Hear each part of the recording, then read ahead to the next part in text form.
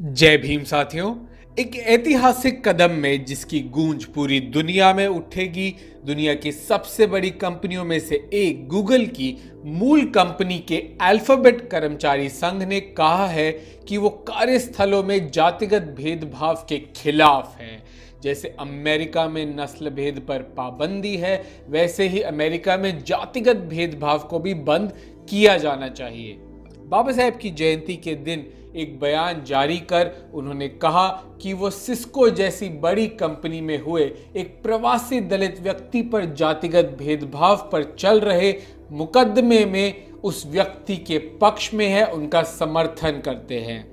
उन्होंने कहा कि अमेरिका के इतिहास में ये पहला कानूनी मुकदमा है जहां बहुजनों के खिलाफ हो रहे जाति आधारित भेदभाव के लिए किसी भी संस्था को जिम्मेदार ठहराया जा रहा है।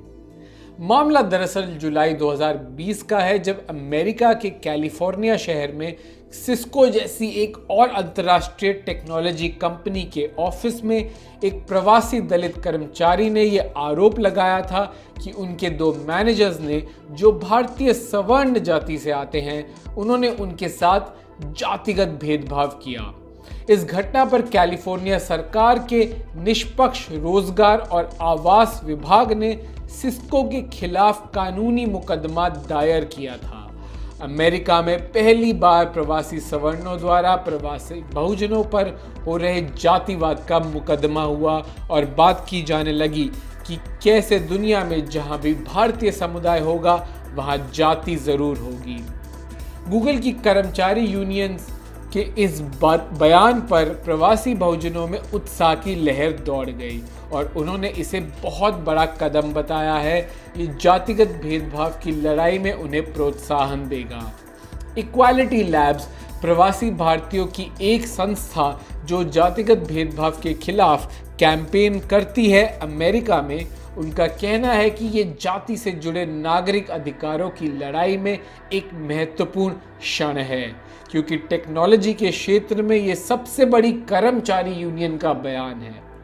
इक्वालिटी लैब्स की कार्यकारी निदेशक थिनमोही सौंदरराजन ने कहा कि इक्वालिटी लैब्स ने अमेरिका के टेक्नोलॉजी क्षेत्र में काम कर रहे दलित और बहुजन कर्मचारियों के सैकड़ों पत्र प्राप्त किए हैं, जिसमें उन्होंने अपने साथ हो रही जातिवादी हिंसा के बयान दिए हैं।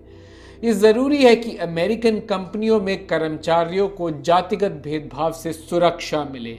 प्रवासी भारतीयों में जाति का गहरा अस्तित्व है और ये भारतीय अमेरिकी अनुभव के कई हिस्सों को प्रभावित करता है।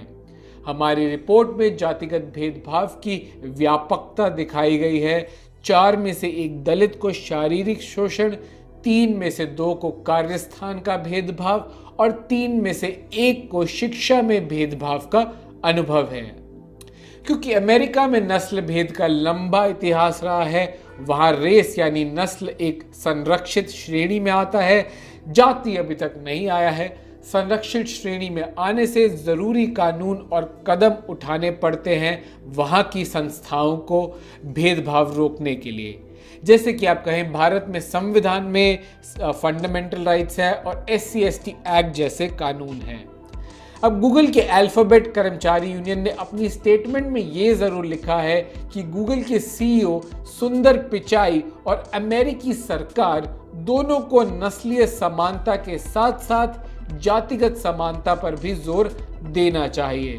सुंदर पिचाई, जो खुद प्रवासी सवर्ण भारतीय हैं, उन्हें तो इस मुद्दे से अवगत होना ही चाहिए और इस पर अपनी कंपनी गूगल में ध्यान जरूर देना चाहिए, क्योंकि अमेरिका की जनसंख्या का 1% प्रवासी भारतीय है, माइनॉरिटी है, पर टेक्नोलॉजी के क्षेत्र में वहां की प्रख्यात सिलिकॉन वैली में काफी बड़ी मात्रा में वहां भारतीय लोग कार्यरत हैं।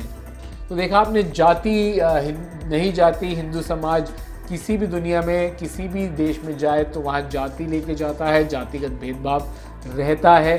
तो ये अमेरिका में बहुत अच्छी पहल हो रही है पिछले 1 साल से।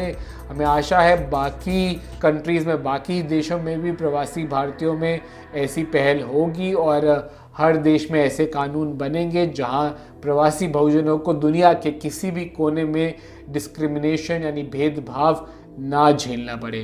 तो आप इस वीडियो को ज़्यादा से ज़्यादा शेयर कीजिए, हर व्यक्ति को बताइए इस खास मुहिम, खास आंदोलन के बारे में। जो अमेरिका दुनिया का सबसे शक्तिशाली देश है, वहाँ जो ये मुहिम छिड़ी है, इसके बारे में सबको बताइए, इसे आगे लेकर जाइए। तो हमें उनका साथ ज़रूर देना चाहिए, अपने प्रवासी बहुजनों का साथ और सॉलिडारिटी ज़रूर देना चाहिए। तो आप वीडियो को ज़्यादा से ज़्यादा शेयर ज़रूर कीजिए। हमारे चैनल द न्यूज़ बीक को भी सब्सक्राइब ज़रूर कीजिए, बेल आइकन दबाइए नोटिफिकेशन पाने के लिए।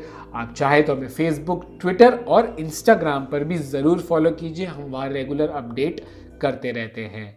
जय भीम।